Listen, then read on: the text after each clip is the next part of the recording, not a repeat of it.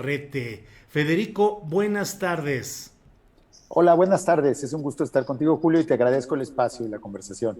Gracias, Federico Navarrete. Es escritor, historiador, divulgador de la historia de los pueblos indígenas. Y leí un tuit en el cual él puso una información que me llamó, que fue muy llamativo. Federico Navarrete ayer publicó: amigos periodistas, quiero denunciar que Canal 11 manipuló mis palabras sin mi autorización, rechazó el contenido histórico racista de este programa. Es realmente lamentable que en este programa conducido por el Canal 11 sobre la historia de los mayas, Khrushchev, en ocasión de la petición de perdón presidencial, reproduzca los peores estereotipos racistas respecto a estos pueblos. Luego de eso, lo retuiteamos y entró en contacto el propio director de Canal 11 con Federico Navarrete. Pero Federico, ¿en qué vamos en todo esto? ¿Qué va a ser Canal 11? ¿Cuál es el enfoque manipulado que tú viste en este programa? Bueno, yo creo que fue un incidente que se resolvió afortunadamente.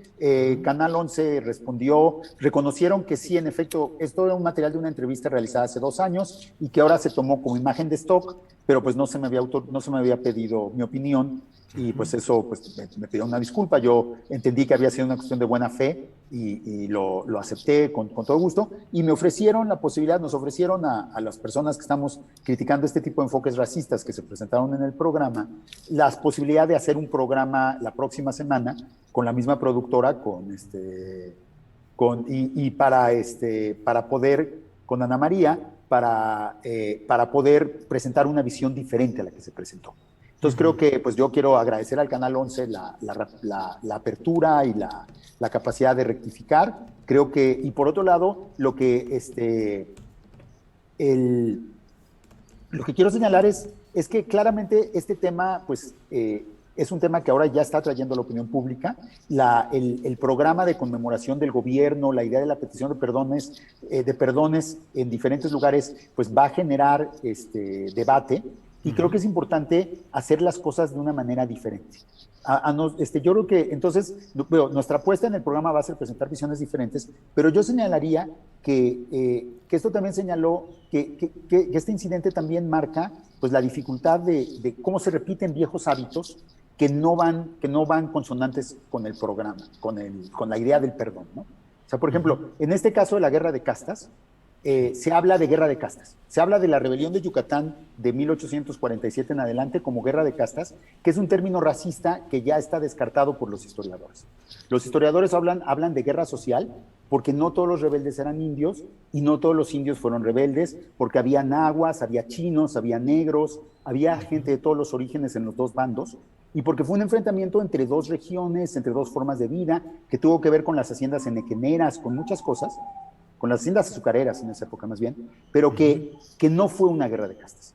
Y la idea de la guerra de castas fue más bien un invento de los blancos que se sintieron amenazados y que se imaginaron que los indios venían a matarlos de la manera en que ellos supuestamente los habían matado en la conquista.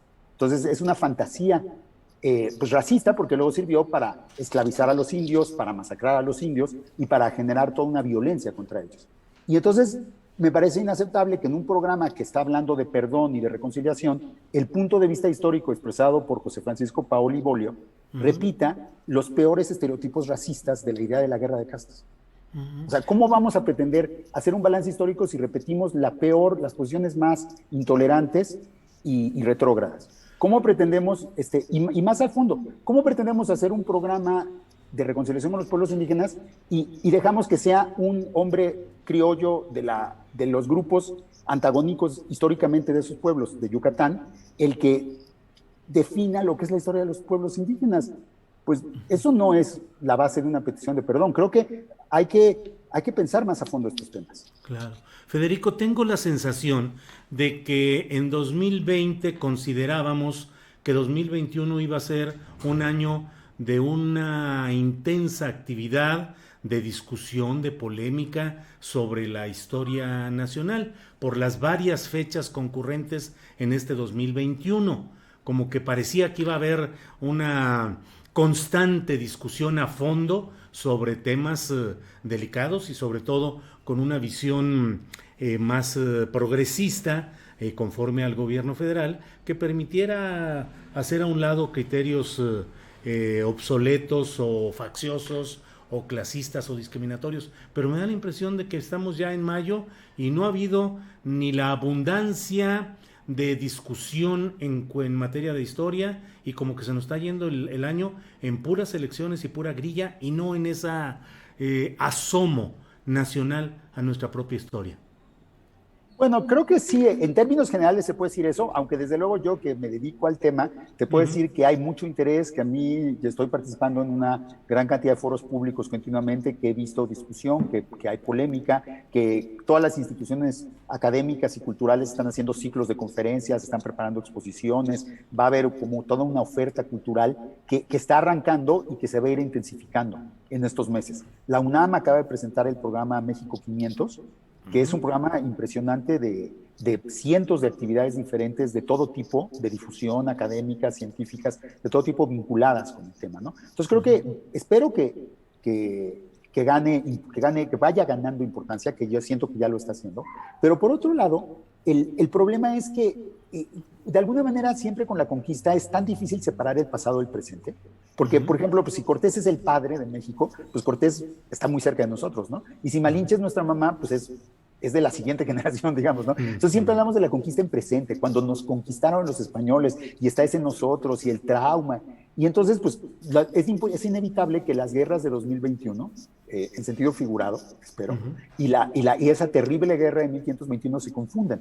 Y creo que el gran peligro es la lógica de la polarización que está aquejando a nuestra sociedad.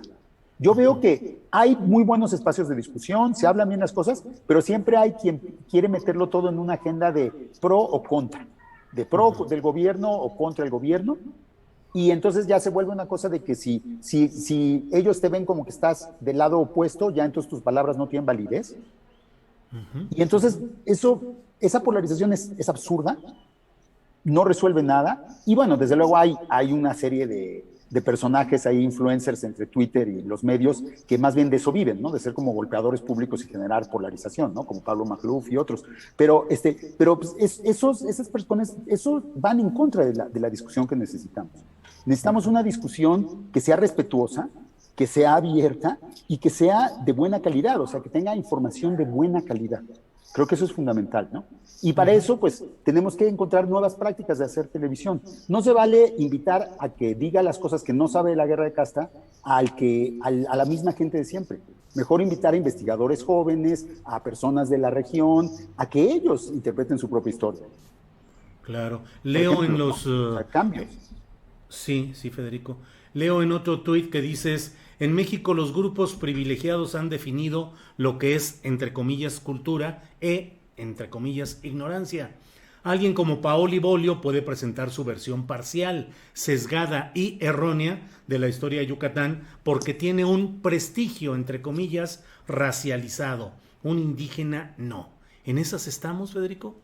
Pues, sinceramente, yo sí creo que en México existe desde hace muchos años un privilegio que permite que ciertas voces de los varones de cierta edad, de los varones ricos, de los varones que tienen una cultura asociada con la blanquitud, es decir, que son cosmopolitas, que hablan otros idiomas, que están en posiciones sociales prestigiosas, son las únicas voces que se escuchan. Hay muchos programas de televisión que solo invitan a este tipo de personas, ¿no? Y entonces, esas personas definen lo que es cultura. Pero, por ejemplo, es muy curioso, o sea, una persona que pretende hacer la historia de la guerra de castas y solo lee las fuentes que están en lengua española, que escribieron sus antepasados, perdón que lo diga así, pero pues, tiene algo de eso, que son los criollos que vivieron en ese periodo en el siglo XIX, es como un historiador que hiciera la historia de la Segunda Guerra Mundial con solo fuentes alemanas. Pues sí. O sea, ¿qué pasa con todas las otras visiones? Y están ahí, pero pues hay que estudiar, hay que buscarlas. Habría que aprender maya, pero pues no es imposible aprender maya. Los mayas pueden aprender español, ¿por qué los hispanohablantes no pueden aprender maya? Entonces, es curioso. Entonces, estas élites, que son pues las que tienen el monopolio de la palabra, porque aparte pues tienen más títulos académicos, están en posiciones de privilegio, deciden lo que es ignorancia. O sea, su cultura es la que vale y los demás son ignorantes. Pero a la vez ellos se dan el lujo de ignorar a las otras culturas porque ya las definieron de antemano como menos válidas. O sea, Paoli Bolio dice, los indios son bárbaros. Esa no es una categoría, es una categoría racista. O sea, no existen bárbaros.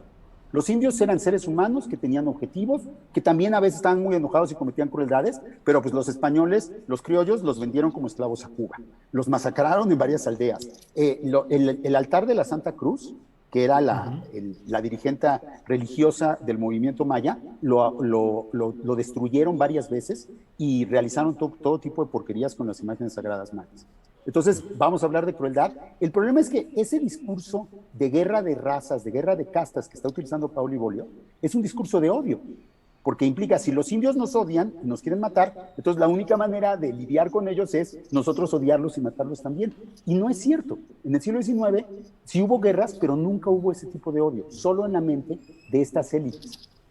Y entonces, pues, que alguien recicle esa información en el siglo XXI y pretenda que es la historia de la guerra de castas, pues me parece peligroso. Sobre todo que sea la única voz, ¿no? Yo creo que tendría derecho a dar su versión, pero que escuchemos las versiones de las mujeres indígenas, que escuchemos las versiones de los académicos jóvenes, que escuchemos las versiones de los extranjeros, porque hay muchísimos extranjeros que han hablado con los rebeldes mayas y que han hecho espléndidas historias. Federico, pues estaremos atentos al programa que ha ofrecido Canal 11 que se pueda hacer para equilibrar cuando menos lo planteado en este programa anterior, que es sobre el que estamos hablando. Esperaremos en cuanto esté ese programa para ver ese contenido y poder volver a platicar sobre estos y otros temas, que siempre es un gusto platicar contigo, Federico Navarrete, la verdad. Gracias, con todo gusto. Y yo daré noticias por las redes sociales del programa conforme lo vayamos armando. Bueno, Federico, pues muchas gracias y seguimos en contacto. Hasta luego. Hasta luego.